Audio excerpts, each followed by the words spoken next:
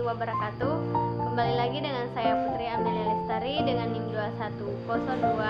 210222193, mahasiswa Universitas Muhammadiyah Sinjai, program studi Administrasi Publik, Fakultas Ilmu Sosial dan Ilmu Politik.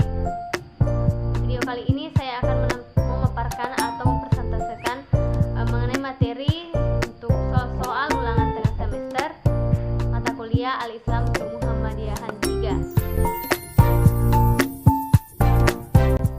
Pemurnian adalah suatu proses atau tindakan yang dilakukan untuk memurnikan atau menghidupkan dan menegakkan kembali pilar-pilar Islamnya. Sedangkan pembaharuan berarti menyesuaikan, memurnikan, dan mengubah aliran, pikiran, kebiasaan, serta adat istiadat ke arah yang lebih baik berdasarkan ajaran Islam. Kedua hal tersebut dapat diberlakukan di berbagai bidang seperti bidang politik, bidang keagamaan, bidang ekonomi, bidang sosial, dan bidang militer. Tokoh pembaharu Islam terdiri dari 7. Yang pertama yaitu Jamaluddin Al-Afghani.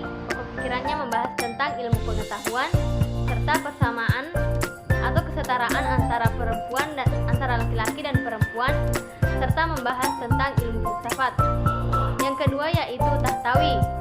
Pokok pikirannya membahas tentang kesetaraan pendidikan antara laki-laki dan perempuan, serta membahas tentang tahapan pendidikan, yaitu dari pendidikan dasar, pendidikan menengah, hingga pendidikan tinggi. Yang ketiga yaitu Muhammad Abduh. Pokok pikirannya membahas tentang pentingnya ilmu pengetahuan umum untuk dikuasai dan dipelajari. Pokok pikiran yang keempat yaitu Rashid Ridha. Pokok pikirannya juga membahas tentang pentingnya menguasai ilmu pengetahuan umum bagi umat Islam. Yang kelima yaitu Qasim Amir.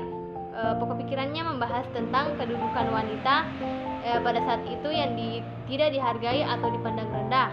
Namun sekarang kedudukan wanita sudah diangkat.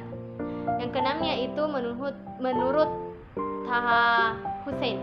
Pokok pikirannya membahas tentang kurikulum negara Mesir yang harus diubah agar kedepannya lebih baik. Dan yang ketujuh yaitu Muhammad Iqbal.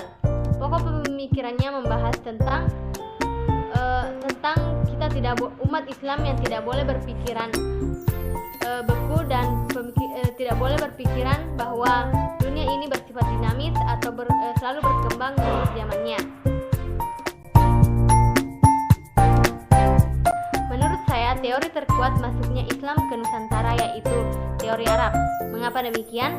Karena teori tersebut lebih dahulu datang ke Nusantara menyebarkan Islam, yaitu terjadi pada abad ke-7 Masehi. Sedangkan teori-teori lainnya datang pada abad ke-13 Masehi. Dan teori Arab ini memiliki banyak bukti seperti penggunaan gelar Al-Malik dan Syafi'i di Nusantara sama seperti di negara Mesir, Arab. Teori Arab menjelaskan bahwa Islam masuk ke Nusantara dibawa oleh para musafir Arab pada abad ke-7 Masehi. Hal itu dibuktikan dengan adanya perkampungan Arab di Barus, Sumatera Utara yang dikenal dengan nama Bandar Khalifah. T.W. Arnold menyatakan bahwa bangsa Arab lebih dominan melakukan perdagangan di Nusantara dan menikah dengan warga pribumi dan berdakwah di Nusantara.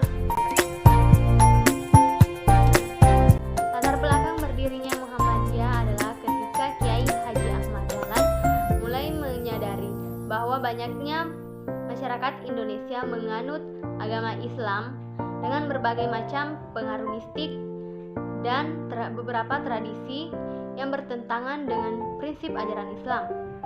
Akhirnya Kiai Haji Ahmad Dahlan melakukan pertemuan dengan temannya dari Budi Utomo. Salah satu muridnya memberikan saran kepada Kiai Haji Ahmad Dahlan untuk mendirikan sebuah organisasi pergerakan Islam. Dan akhirnya nama Muhammadiyah diusulkan oleh salah satu kerabat atau sahabat Kiai Haji Ahmad Dahlan, yaitu Muhammad Sangidu.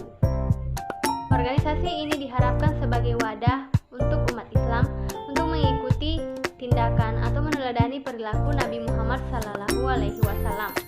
Muhammadiyah sendiri dibentuk pada tanggal 18 November 1912, tepatnya pada tanggal 8 Dzulhijjah 1330 Hijriah.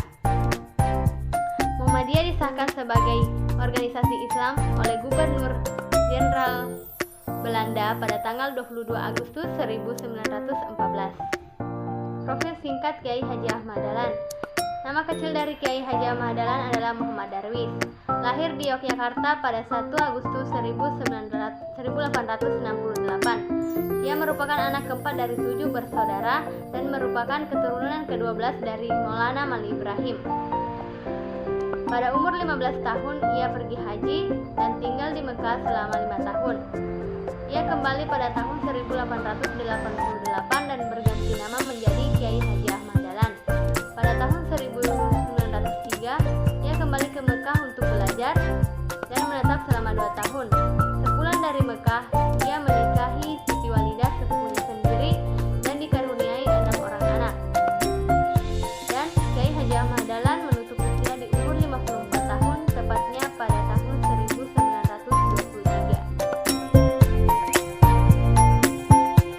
Matam keyakinan dan cita-cita hidup Muhammadiyah merupakan rumusan ideologi Muhammadiyah tentang hakikat, faham, dan misi Muhammadiyah. Matam keyakinan dan cita-cita Muhammadiyah terdiri dari 4. Yang pertama yaitu Muhammadiyah adalah gerakan Islam yang bercita-cita dan bekerja untuk terwujudnya masyarakat Islam yang sebenar-benarnya. Yang kedua yaitu Muhammadiyah berkeyakinan bahwa Islam adalah agama Allah yang diwahyukan kepada Rasulnya sejak Nabi Adam alaihissalam sampai dengan Nabi Muhammad sallallahu alaihi wasallam. Yang ketiga yaitu Muhammadiyah bekerja untuk terlaksananya ajaran Islam di bidang akidah, akhlak, ibadah, dan muamalat duniawiyah. Yang keempat yaitu Muhammadiyah mengajak kepada seluruh lapisan bangsa Indonesia untuk bersama-sama menciptakan negara yang adil dan makmur yang diridai Allah Subhanahu wa Ta'ala. Hakikat Muhammadiyah terdiri dari 3. Yang pertama yaitu Muhammadiyah sebagai gerakan pemurnian, yaitu dengan memurnikan tauhid dari segala kemusyrikan, tahayul, dan kufarat. Yang kedua yaitu Muhammadiyah sebagai gerakan amar ma'ruf nahi munkar, yaitu melaksanakan ajaran Islam berdasarkan Al-Quran dan Sunnah serta menjauhkan dari segala perbuatan yang salah.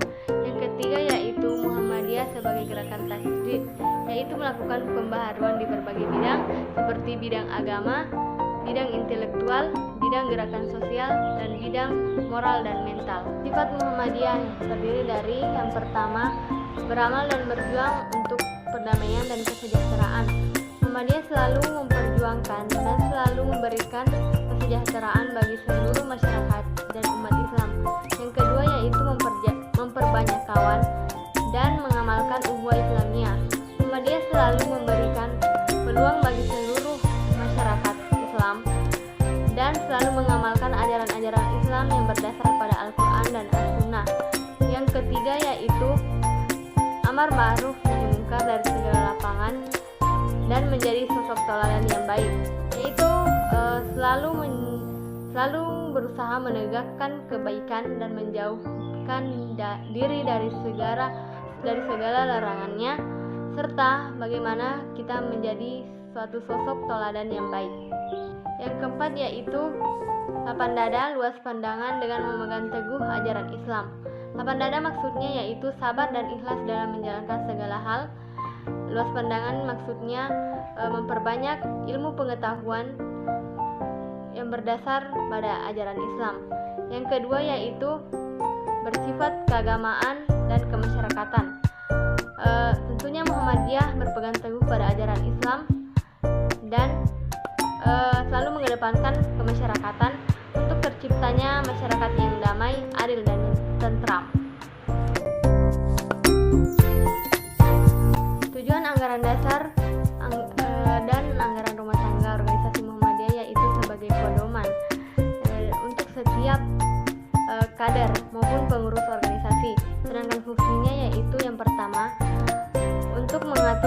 mekanisme organisasi, yang kedua sebagai pedoman utama dalam menjalankan teknis organisasi, yang ketiga yaitu untuk mewujudkan ketertiban dan perdamaian, yang keempat yaitu sebagai dasar dalam membuat peraturan maupun keputusan.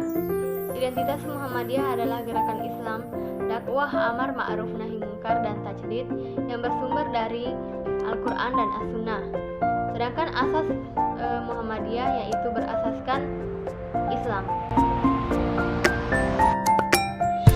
Keorganisasian Muhammadiyah yang saya ketahui yaitu Muhammadiyah terdiri dari beberapa pimpinan seperti pimpinan pusat, pimpinan wilayah, pimpinan daerah, pimpinan cabang, pimpinan ranting, dan jamaah.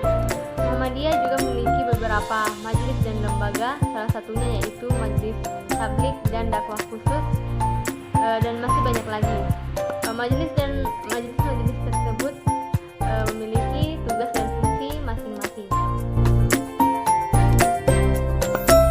Organisasi Otonom Muhammadiyah adalah sebuah organisasi atau badan di bawah naungan Persyarikatan Muhammadiyah dengan bimbingan dan pengawasan, yang diberi hak dan kewajiban untuk mengurus rumah tangga sendiri dan membina warga Persyarikatan Muhammadiyah di bidang tertentu.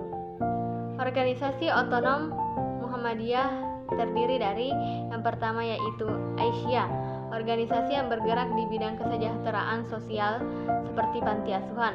Yang kedua yaitu Pemuda Muhammadiyah, dan yang ketiga yaitu Nasyatul Aisyah yang bergerak di bidang keperempuanan, kemasyarakatan dan keagamaan.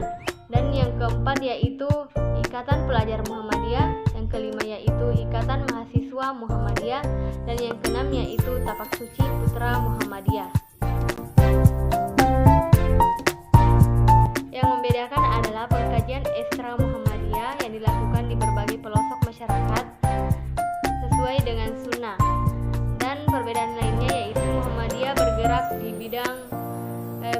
juga bergerak di bidang sosial seperti bidang pendidikan dan kesehatan. Itulah pemaparan materi dari saya. Lebih dan kurangnya mohon dimaafkan. Wabillahi fisabilil haq, fastabiqul khairat. Wassalamualaikum warahmatullahi wabarakatuh.